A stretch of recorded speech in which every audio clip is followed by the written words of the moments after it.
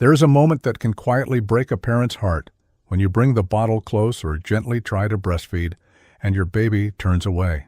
Not just once, but again and again. You wait, you try softly, you adjust your position. Maybe you even smile to encourage them, but they still refuse. And in that moment, 100 thoughts rush into your mind. Is my baby okay? Are they hungry? Am I doing something wrong? It can feel confusing, even a little scary, because feeding your baby isn't just a task, it's something deeply emotional. It's how you connect, how you care, how you make sure they're growing safe and healthy. So when your baby doesn't drink milk, it doesn't just feel like a small issue, it feels big. But here's something very important that most parents don't realize. Babies don't refuse milk without a reason. Even if it feels random, even if it happens suddenly, there is always something behind it, and the good news is that in most cases it's temporary. It can be understood and it can be gently solved. So let's walk through this together, slowly, like a conversation between two parents who understand each other. You might have noticed sometimes your baby drinks perfectly fine, almost happily, and then suddenly something changes. They push the bottle away, they fuss during feeding, they cry, or they just seem uninterested. And you sit there thinking, what changed? But here's the surprising part. Sometimes nothing is wrong in the way we expect. Sometimes it's simply your baby growing. Babies go through phases, small changes in their bodies and minds that we don't always see. During growth spurts, for example, their feeding patterns can shift. Sometimes they drink more, sometimes less. And yes, sometimes they even refuse for a while. It sounds strange, doesn't it? But it happens more often than you think. And this is important. Not every refusal means a serious problem. Now, let me ask you something gently. Have you noticed if your baby seems uncomfortable while feeding? Maybe they start drinking, then suddenly pull away, cry a little, or arch their back. Because that could be a clue. One common reason babies refuse milk is discomfort. It could be something as simple as gas. Tiny bubbles in their tummy that make feeding feel uncomfortable. So when they start drinking, instead of feeling relaxed, they feel pressure. And what do? They stop. It's not rejection, it's communication. In moments like this, something very small can make a big difference. After a short feeding, try pausing, hold your baby upright, gently pat their back, give them a moment to release that gas. You might have noticed. Sometimes after a burp, babies suddenly seem calmer, more open to feeding again, and this is important. Sometimes the solution isn't pushing more milk, it's helping your baby feel comfortable first. Now here's another thing most parents don't expect. Teething. Yes, even before teeth are clearly visible, babies can feel discomfort in their gums. It can make sucking feel strange, even painful. So when you offer milk instead of comfort, they feel irritation and they turn away. It can feel confusing because they're hungry, but they still refuse. In this case, a small change can help. You might try feeding when your baby is slightly sleepy, when their body is more relaxed and the discomfort feels less intense. Have you ever noticed how babies sometimes feed better when they're drowsy? That's not a coincidence. Now, let's talk about something that often gets overlooked. The environment. Sometimes the problem isn't the milk, it's everything around it. Babies are very sensitive. Light, noise, movement. Even small distractions can pull their attention away.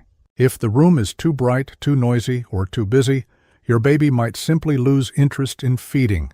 It's not refusal, it's distraction. So here's a gentle shift you can try. Create a calm feeding space. Dim the lights a little. Reduce noise. Hold your baby close. Maybe even use a soft, steady rhythm while feeding. You might notice something surprising. When the world becomes quiet, your baby becomes more focused. And this is important. Feeding is not just physical, it's emotional too. Now, there's another moment many parents go through.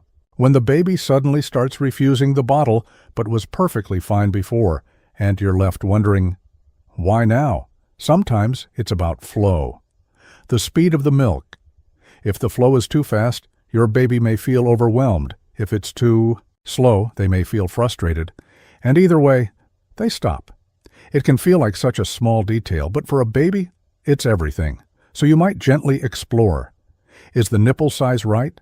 Is the milk coming too quickly or too slowly? Sometimes, just adjusting this one thing changes everything. And here's something that might surprise you.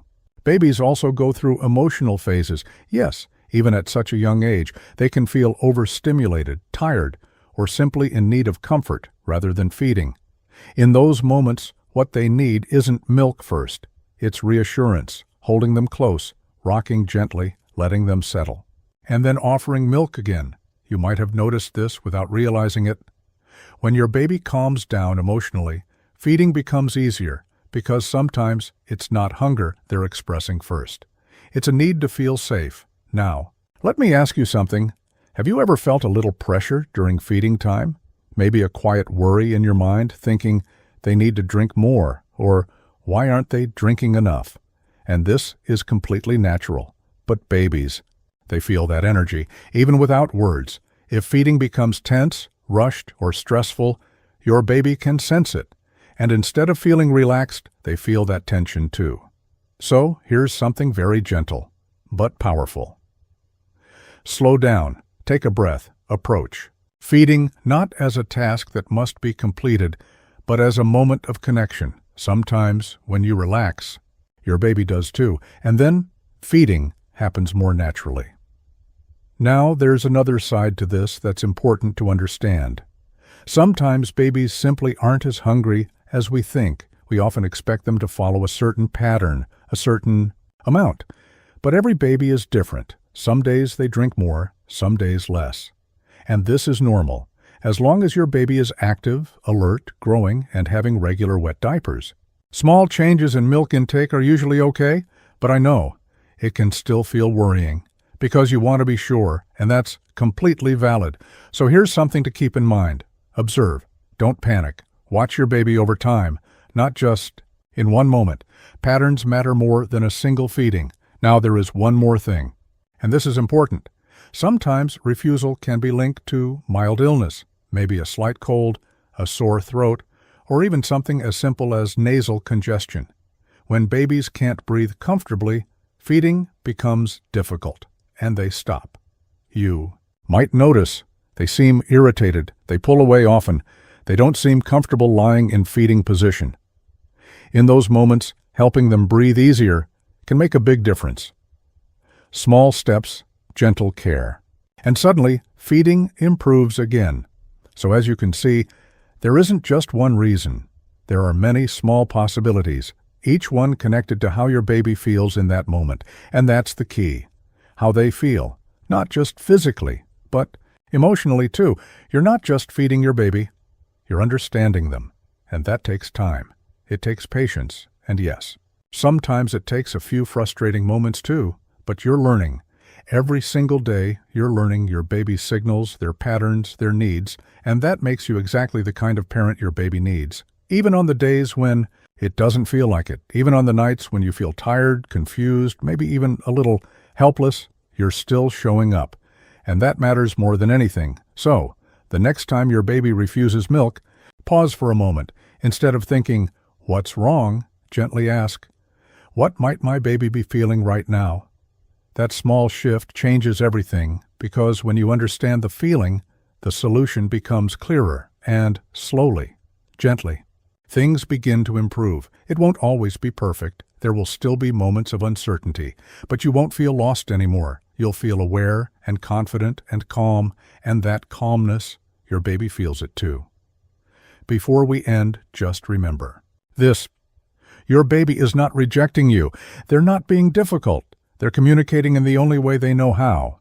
And you're learning to understand that language, one moment at a time. If this helped you feel even a little more at ease, a little more understood, then you're not alone anymore in this journey. And if you'd like more gentle guidance like this, more moments of clarity in the middle of confusion, you can stay with us, subscribe, and continue learning together. Because parenting isn't about having all the answers. It's about learning slowly with love.